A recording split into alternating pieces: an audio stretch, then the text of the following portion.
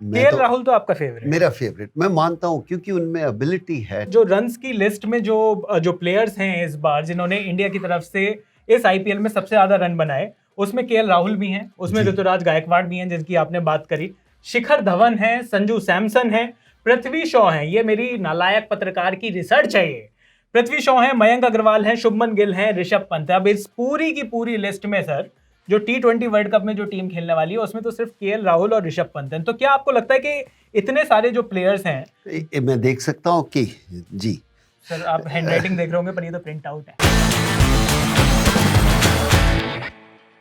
फलों में सबसे बढ़िया होता है सेब, और आईपीएल के बारे में बात करने के लिए मेरे पास हैं लेजेंडरी कपिल देव। कपिल सर, आपको सेब पसंद है क्या? सर मेरे को तो सेब आई थॉट आपको सिर्फ कपिल देव पसंद है। मेरे को तो कपिल सबसे ज्यादा तो मेरे को कपिल देव पसंद है।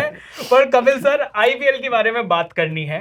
ये बताइए कि आईपीएल में जितने रन्स लगे, जितने विकेट्स लगे, इस बार जो आपने देखा, जो भी परफॉर्मेंस रही इस बार, आपको क्या लगता है किस प्लेयर ने आपको सबसे ज्यादा इंप्रेस किया?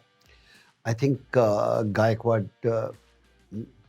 कितना बेहतरीन खेला है और एफर्टलेस खेल रहा है। देखिए, दो तरह के प्लेयर होते हैं, एक बहुत लगते हैं कि बहुत मेहनत कर रहे हैं, बहुत जोर लगा रहे हैं, और एक ऐसा लगता है कि खेल रहे हैं पर जो लगा रहे हैं कि नहीं लगा रहे।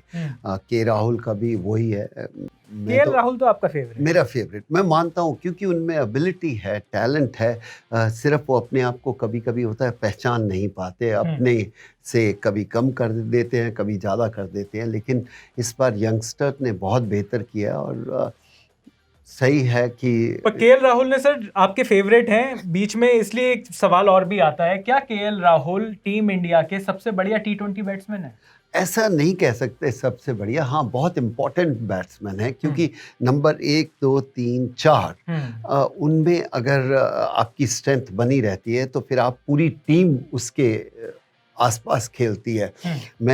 मुझे ये लगता है कि T20 जितना भी जाना है देख देख कर कि आप 20 ओवर में अगर आपके पहले 4 बैट्समैन से एक बैट्समैन भी रह जाता है तो वो टीम कभी मैच हार नहीं सकती, क्योंकि वो खेलने का तरीका चाहे जैसा भी हो।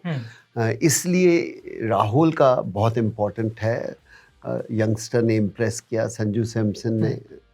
बैड लक, कुछ लड़के टीम में नहीं आ सके। टीम में जो आपने बड़ी अच्छी बात करी, जो रन्स की लिस्ट में जो प्लेयर्स हैं इस बार जिन्होंने इंडिया की तरफ से इस आईपीएल में सबसे ज्यादा रन बनाए, उसमें केएल राहुल भी हैं, उसमें ऋतुराज गायकवाड़ भी हैं जिनकी आपने बात करी, शिखर धवन है, संजू सैमसन है, पृथ्वी शॉ है। ये मेरी नालायक पत्रकार की रिसर्च है। ये पृथ्वी शॉ है, मयंक अग्रवाल है, शुभमन गिल है, ऋषभ पंत है। अब इस पूरी की पूरी लिस्ट में सर जो T20 वर्ल्ड कप में जो टीम खेलने वाली है उसमें तो सिर्फ केएल राहुल और ऋषभ पंत हैं। तो क्या आपको लगता है कि इतने सारे जो प्लेयर्स हैं, मैं देख सकता हूँ कि जी सर आप हैंडराइटिंग देख रहे होंगे पर ये तो प्रिंट आउट है। नहीं, हाँ बस इतना ही बहुत है। मैं सिर्फ देख रहा था कि हाँ कोई के राहुल का कोई मुकाबला नहीं।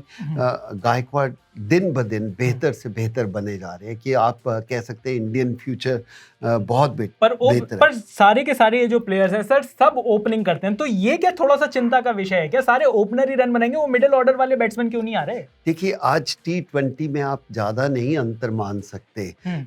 जितने भी बड़े प्लेयर आए हैं एक समय में, जैसे सचिन तेंदुलकर की बात करो, नंबर 4-5 पे खेलते थे। T20 आए, या विराट कोहली की बात करो, वो सीधा ओपनिंग पे चले गए, क्योंकि आपके पास गेंद 120 ही गेंद है, उसमें आप कितना देर तक आप अपने बेटर प्लेयर को रखना चाहते हो। तो मेरे हिसाब से ये संजू सैमसन में जो खेलने का तरीका, जो हम पहले चर्चा कर रहे थे, कितना एफर्टलेस खेलता है। हाँ, फिर जब आउट हो जाता है तो लगता है क्या थोड़ी देर और रुक जाना था, थोड़ा आपके पास बहुत समय है, रन बना सकते हो। आपकी जैसी बैटिंग कौन करता है इन सब में? ये सब मेरे से बेहतर करते हैं, ये तो पहले आप मान लीजिए। अच्छा। थोड़ा सा ऋषभ पंत को चाहूँगा कि और सेंसिबल हो। अब कप्तानी का जो प्रेशर आया, उसका प्रेशर कह सकते हो या एंजॉयमेंट कह सकते हो। प्रेशर तो दिख रहा है ऋषभ पंत पर, बहुत यंग भी है वैसे। बट खेल रहे हो तो प्रेशर क्या है, यही तो आप जानते हो करना, और कुछ है नहीं। जब आप कहते हो कि खेलना प्रेशर है तो मत खेलो, छोड़ दो ना।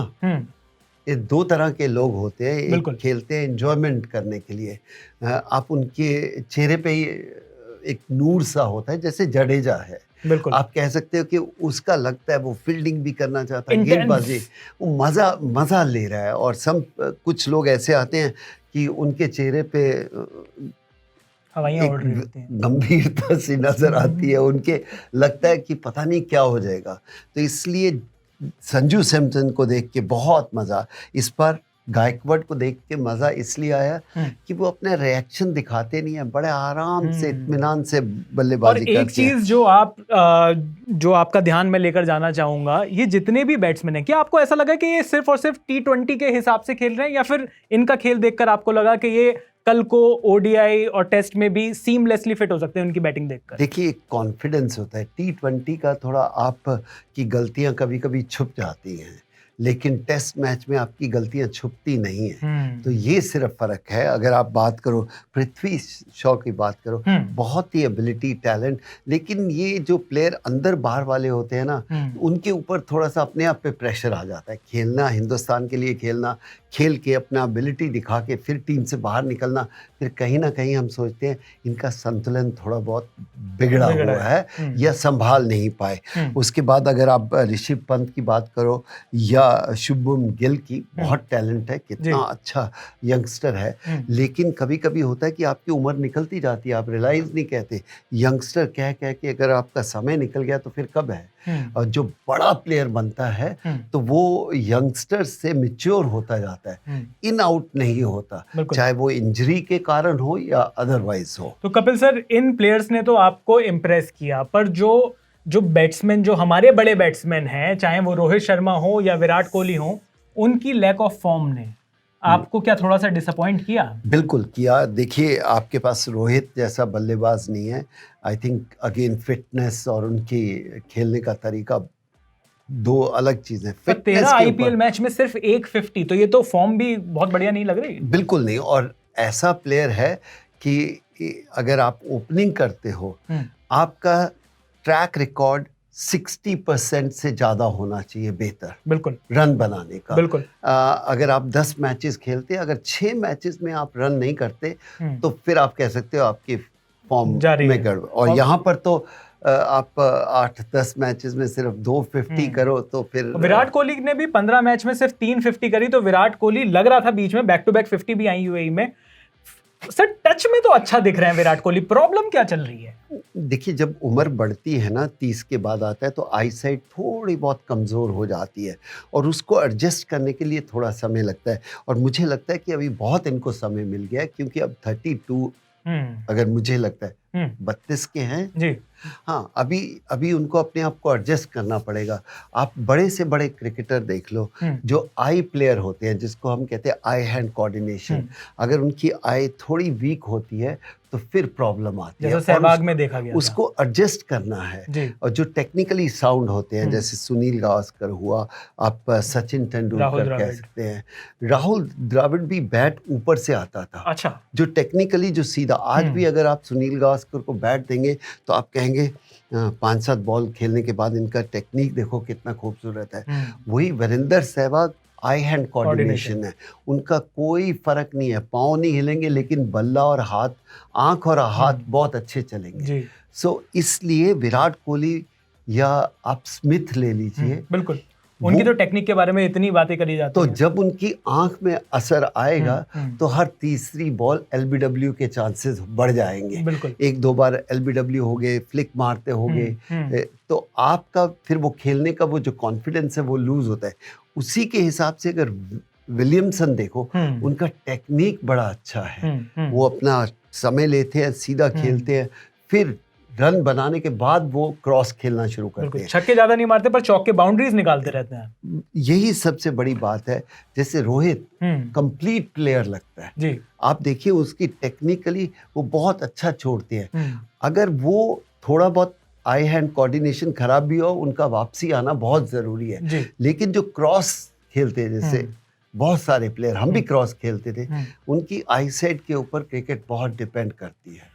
सर, केकेआर के एक प्लेयर के बारे में बहुत बात हो रही है सोशल मीडिया पर, और उनका नाम है वेंकटेश अय्यर, जो ओपन करने आए। यूएई में आकर उन्होंने कोलकाता के लिए ओपनिंग भी करी, बॉलिंग भी करते हैं, ऑलराउंडर हैं। उनकी परफॉर्मेंस कैसी लगी आपको?